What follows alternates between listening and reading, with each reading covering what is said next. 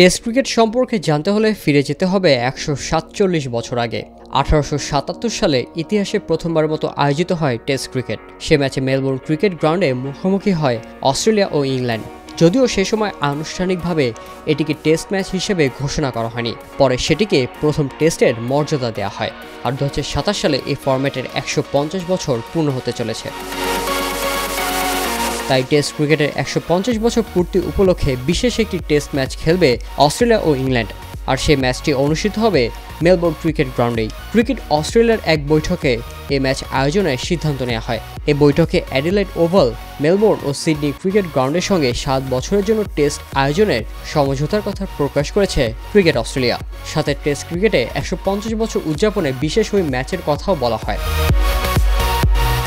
এর আগে টেস্ট ক্রিকেটের শতবর্ষী পূর্তি উপলক্ষেও ১৯৭৭ সালে ১২ থেকে ১৭ মার্চ মেলবোর্ন ক্রিকেট গ্রাউন্ডে বিশেষ টেস্ট ম্যাচ খেলেছিল অস্ট্রেলিয়া ও ইংল্যান্ড। সে টেস্ট ম্যাচে আমন্ত্রণ জানানো হয়েছিল অ্যাশেজের টেস্টে প্রতিনিধিত্ব করা দুই দলের জীবিত সব ক্রিকেটারকে।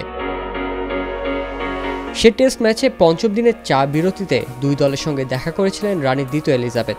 ৫ দিনের টেস্ট ম্যাচে প্রথম ৩ দিনে গড়ে ৫০,০০০-এরও বেশি দর্শক মাঠে এসেছিলেন খেলা দেখতে।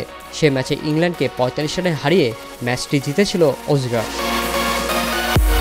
টেস্টে ১৫০ বছর পূর্তি উপলক্ষে আরও একটি মাইলফলক স্পর্শ করতে যাচ্ছে অস্ট্রেলিয়া। মার্চে এই ম্যাচ অনুষ্ঠিত হলে ১৯৭৮-৭৯ মৌসুমে পাকিস্তানের বিপক্ষে সিরিজের পর এই প্রথম অস্ট্রেলিয়ার মাটিতে এত আগে কোনো ম্যাচ দিয়ে শুরু হবে ক্রিকেট মৌসুম। পাকিস্তানের বিপক্ষে ম্যাচটি হয়েছিল ২৯ মার্চ।